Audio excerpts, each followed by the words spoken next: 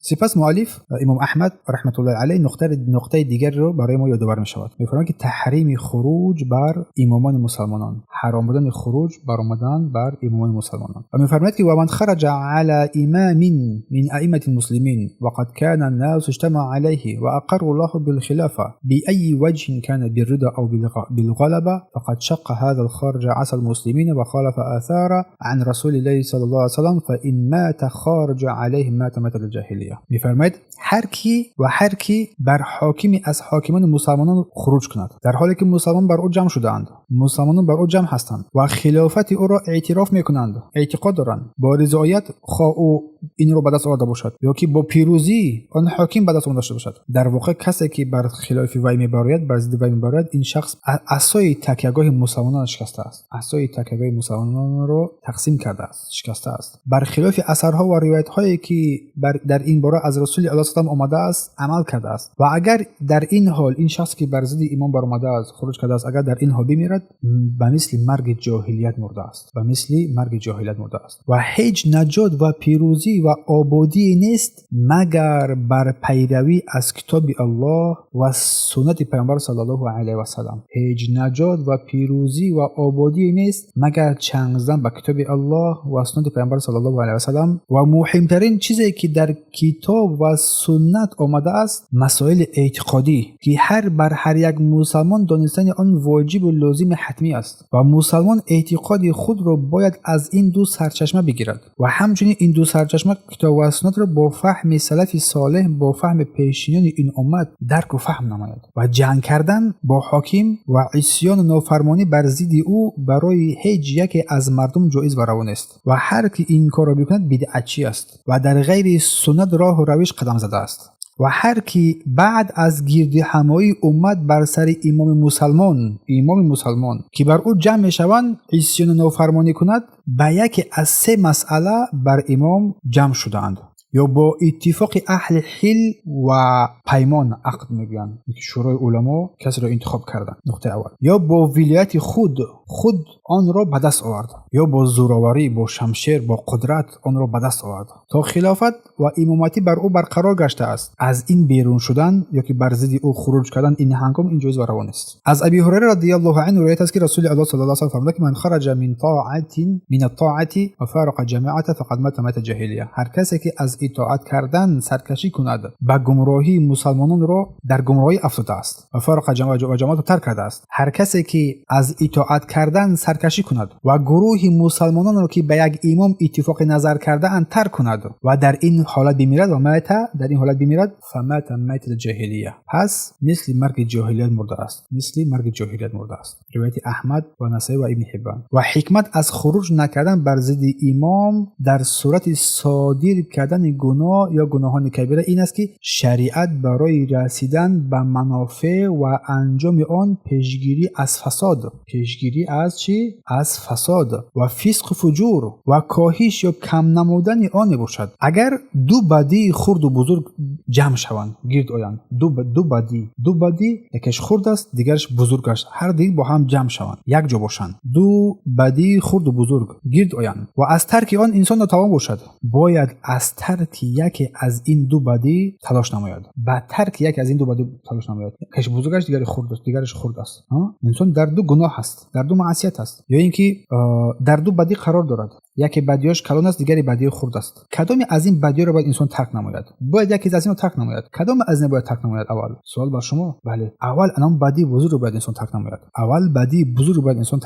برای همین در این مورد منفعتی خرد را تو مد نظر نمیگیری، بدی خرد رو تو مد نظر نمیگیری، بلکه آن بدی کلان است، آن بدی کلان از بین میبری. منفعت خود را به نظر نمیگیری، بلکه آن منفعت و مقام‌های بالایی که است آن را تو باید مد نظر گیری و تلاش نمایی و با آن موفق بگردی. پس از جمله دلیل بر این قاعده ها سخنان رسول صلی الله علیه و سلم در حدیث صحیح از عایشه رضی الله عنها روایت است که بار پیامبر صلی الله علیه و سلم با عایشه رضی الله عنها فرمود، گفته ای عایشه اگر قبیله های تو با جاهلیت که حدیث عهد به اسلام کسانی که تازه مسلمان شدن نزدیک نمی بودن آنها حتما با ویران کردن کعبه امر میکردن. که رسول الله عایشه گفتن که اگر که همین مردمی که نو اسلام وارد هستند اگر همین ها نمی بودن من حتما برای ویران کردن کعبه امر میکردم که برای بینایی و اظهار. لیکن مردم جاهلی قرار دارن که این مسائل رو نمیفهمن نمیدونن اون رو انجام نمیدن. برای مصلحت پیشگیری از بدیها، دوری از بدیهای کلان، به خاطر موفق شدن بر مسائل بزرگتر، به خاطر قدم زدن بر پیشروی‌های نیکوتر، گفتن که حتما با ویران کردن کعبه امر میکنم و سپس آن چیزی که از آن جدا شده بود از کعبه جدا است، یک مکان کلان دیگه جدا شده است، اگر کعبه رو نگاهید در بر کعبه یا تخیل یک دیوارچه دیگر است در باشین همین دیوار از کعبه است. منظور پیامبر نمیگه که همین کعبه رو ما چپا میکردم اثر این نقطه دیگری که از این رو ما بنا میکردم، یعنی که کعبه کلانتر بود. به خاطر اینکه در سیرت گفت در جاهلیت که مردم مکه از پول حلال خود خواستن کعبه رو بسازن، نه که پولش نرسید چون همش حرام خور بودن، پول حلال کم گرفتن، فقط با پول حلال بنا کردن. این موضعش موندگی بود. برای این موضوع واضح سنگ چیندگی هم موندگی است، یک موضوع هست. حاجیان که میدونن روز زمین شبکه اینترنتی ما رو فراهم کرده است. برای همین رسول الله گفتن که من این رو ویران میکردم اثر با این موضعی که هست از بنای ابراهیم علیه السلام، از این جمعه رو بنا میکردم بر اساس آن بنایی که ابراهیم علیه السلام کرده بود. پس خروج بر امام سبب بدیهای زیادی میگردد، باعث فتنه، قتل و کشتار، آن نیکی هایی که هست، آن نیکی از میرفتن آن نیکی ها و خاری اهل دین، سبب خاری اهل دین میگردد، خاری اهل ایمان میگردد، خاری اهل علم و از بین رفتن آن اعمال اندکی که هست، اگر چندی که خوب هست صالح هست و هم از بین رود. یعنی که این خیر اندکی که هست اگر ما این رو با خروج بر ضد امام از دست بدیم شر بزرگتر به بالای وی میآید، یا که این شر بزرگتر که شر خردکی که هست کمتر که هست اگر چند بزرگ است من در مقابل آن شری که پسان بر بالای امت میآید اون رو به نظر دارم که شر بزرگ است. خودش گفتم مثلا تو که اون کس باز خانم ما ایران نگرفت پسان. پس این شر که هست اگر این شر رو ما بخوایم از بین ببریم شاید آینده یک شر بزرگتری منتظر آن است اگر توانی دور کردن آن نداره. و توفیق جانب الله سبحانه و تعالی است. و سپس مؤلف میگوید که من خرج من الطاعه و فارق جماعه فمتى مات الجاهلیه و من قاتل تحت رايه عمیه یغضب لعصبیه و یقاتل لعصبیه ينصر عصبیته فیقتل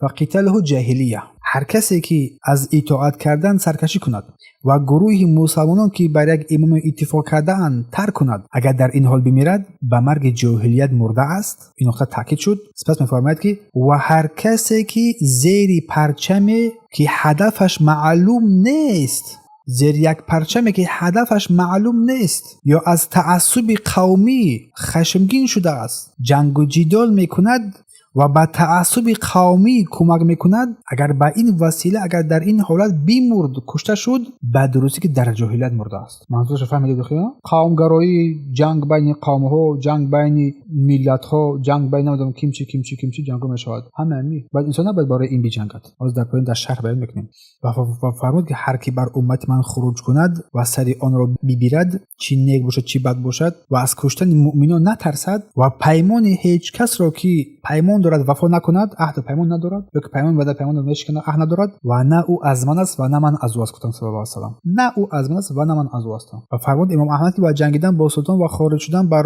او بر هر قوم جایز نیست و هر کی چنین کند بدعتکار است و مبتدی است و راهی غیر سنت و راهی غیر سلف صالح را پیش کرده است. پیامبر صلی الله علیه و سلم بر روشنی دادن مسائل در دین برای نیکومندی دنیای مسلمانان حریص بودند و هر کاری که رسول الله صلی الله علیه و سلم برای این امتش انجام داد سبب نیکو بودن دین دنیای بندگان بود. نه تنها دین نه تنها آخرت بلکه دین دنیای بندگان موافقت میکرد. از همین سبب رسول الله بر مردم واجب گردانیدند که مسئولان کارشان را بشنوند، گوش بدهند و اطاعت کنند و به سبب خارج شدن و نافرمانی به آنها فسادی های عظیم پیش خواهد آمد. از همین سبب رسول الله صلی الله علیه و سلم از شکستن چوب طاعت و جدا شدن از گروه و زیان رساندن بر مسلمانان خودداری کنند گفتند. از ابی هریره رضی الله عنه الله از او راضی بود از رسول الله صلی الله علیه و سلم روایت است که فرمودند هر کسی از اطاعت حاکم نافرمانی کرده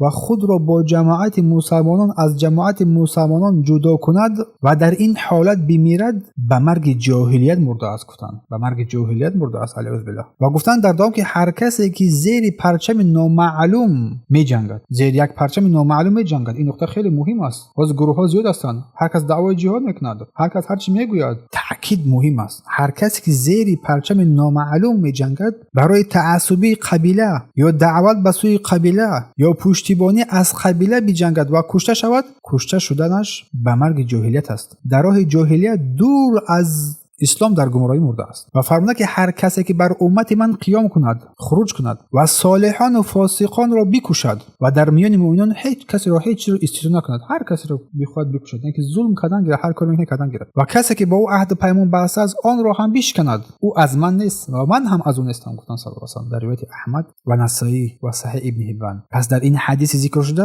رسول الله صلی الله علیه و سلم خبر میدهد که هر کی از اطاعت امام و حاکمان کارها دور شود و از گروه و جماعت جدا گردد و در آن حالت جدایی از نافرمانی اگر بمیرد، در مرگ جاهلیت مرده است، در گمراهی، در بدبختی مرده است. از این حدیث یکچند فایده های گرفته می شود. اطاعت فرمانبرداری از حاکمان مسلمانان در غیر معصیت الله که درس گذشته گفته بودیم واجب است، مگر اینکه اگر به نافرمانی امر نماید. و در این حدیث یک هشدار شدیدی هست، هشدار شدید برای کسی که در برابر حاکمان مسلمانان قیام میکند و برای علیه آنها شورش میبردارد و از اطاعت حاکم سرکشی میکند و خود را با از جماعت مسلمانان جدا می‌نماید. اگر او در این حالت بمیرد، در حقیقت مرگ جاهلیت مرده، در گمراهی مرده است. گفتند صلی الله علیه و سلم. پس اطاعت از آنها و پیروی از جماعت مسلمانان در آن خیر و برکت، امنیت و اطمینانی و اصلاح کارهاست که بیشمار است. و خارج شدن بر ضد سلطان دو نوع است: خارج شدن با بحث و مناظره، با جنگ و جدال، با یرق و اسلحه، یا خارج شدن با کلام، با سخن در میان مردم فتنه و فسادی انداختن در بالای منبرها. همچنین دو قسمت. و حکم خوارج، علماها در مورد خوارج یا که در بیان تکفیر خوارج اختلاف نظر دارند و اقوال علما در این مورد سه قسم تقسیم گردیده است. قسمت اول گفتن خوارج کافر است، قسمت دوم گفتن آنها کافر نیستند و قسمت از آنها توقف نمودند، در حکم آنها توقف نمودند. خارجیان که خوارج یکی از فرقه های اسلامی هستند که در ابتدای عصر صحابه رضی الله عنهم پیدا شدند. آنها خارجیان کسانی هستند که بر ضد امام در هر زمان پافشاری میکنند، خروج میکنند و اولین آنها در زمان عثمان علیه السلام برآمد و عثمان را به قتل رساندند. خروجشون گوناگون است، با یرق و اسلحه است یا که با سخن است. آنها خارجیان یک فرقه هستند که بعد از جنگ صفین